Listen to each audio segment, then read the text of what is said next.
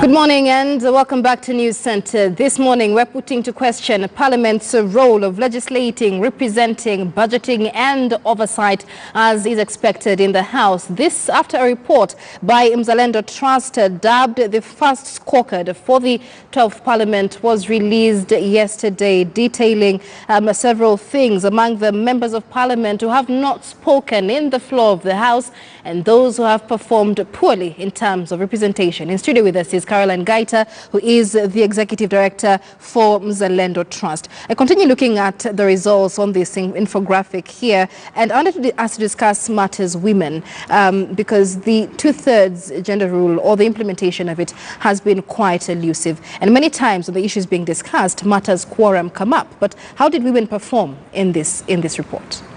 From the current report, you see there's a level of improvement in how the women performed.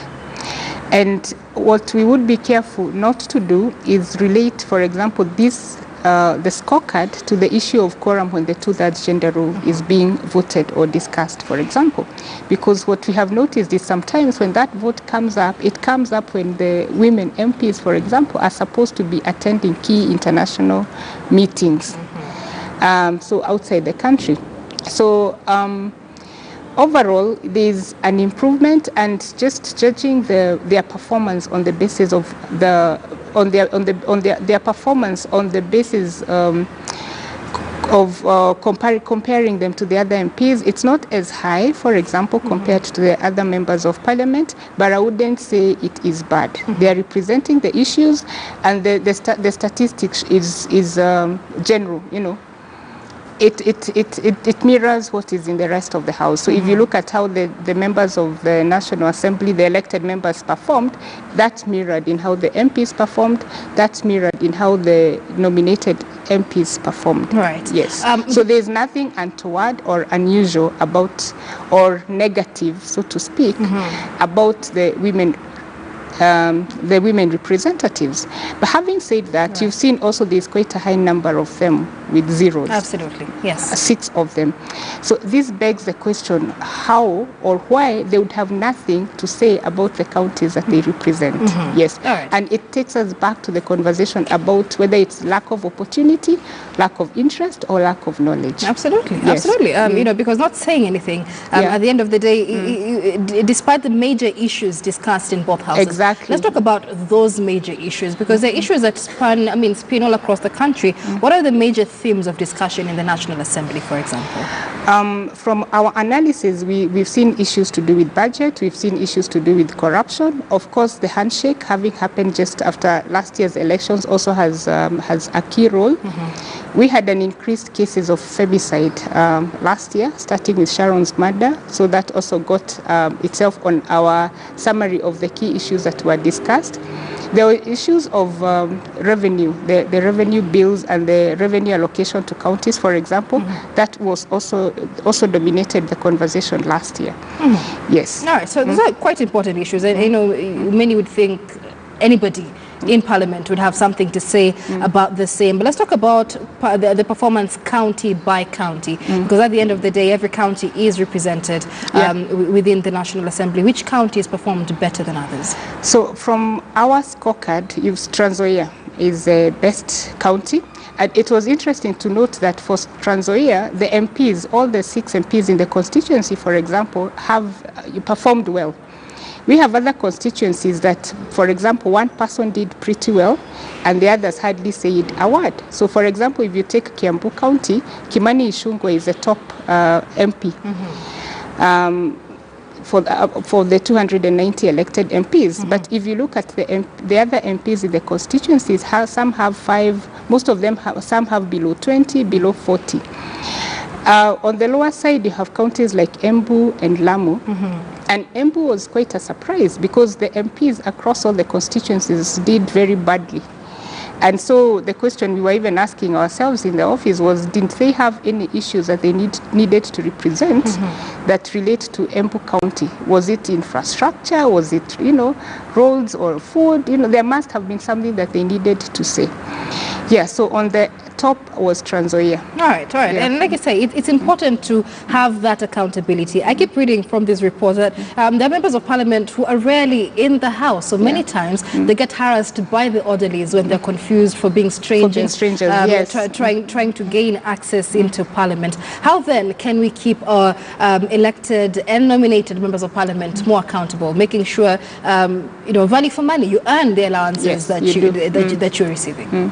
So the Constitution has given us awesome tools that we can use to keep our MPs accountable and all our leaders. So public participation, for example, is one of them.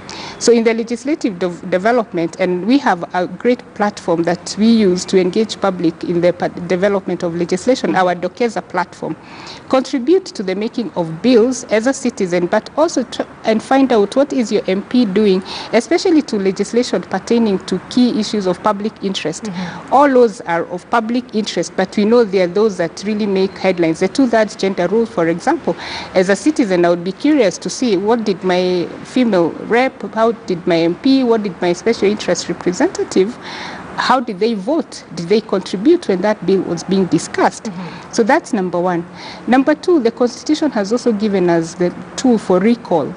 So if your MP does not have or does not perform what they're supposed to do, you have that option, And then number three, you have a right to submit petitions to Parliament on matters of interest, whether it's to your constituency, whether it's to your demographic, whether it is to your to the nation at large. So these are all opportunities that you can use. And then, engage them on social media, engage them, send questions to the floor of the House.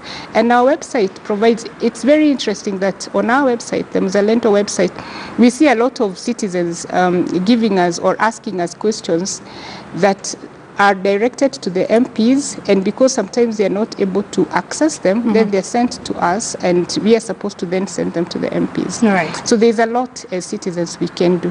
Yeah. And even as we wind up, that's another issue then that Kenyans have. I have a question, I want to find out, I want to follow up, but how do I access? Member of Parliament is not accessible to me. How do they get my questions? How do I actually participate?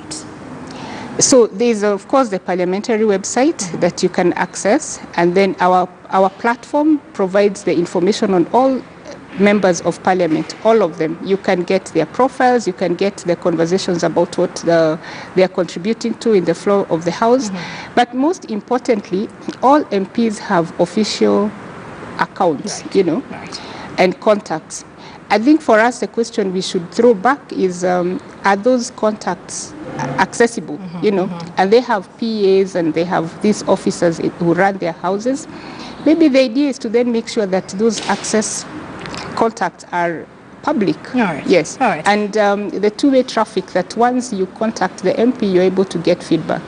And this for us is actually an area that we are pursuing.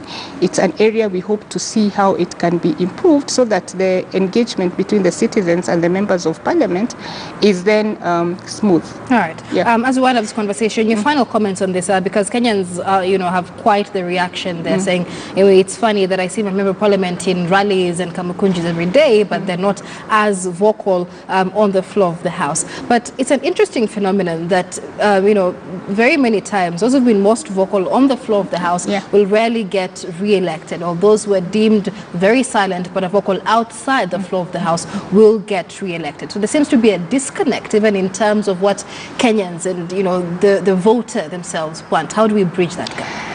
I think it goes back to understanding the role of the MPs.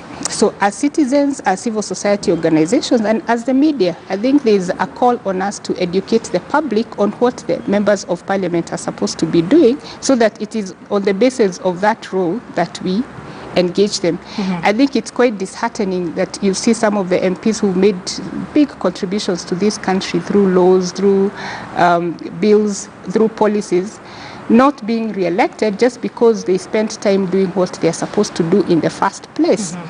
So it's up to the citizens to be educated on what the role of an MP is, and hopefully when it comes to the next election cycle, then they'll be able to have clarity on what, and to use that as a benchmark or the scorecard on which they rate their MP, as opposed to the sideshows, as I would call them, which are important. Those are their political roles.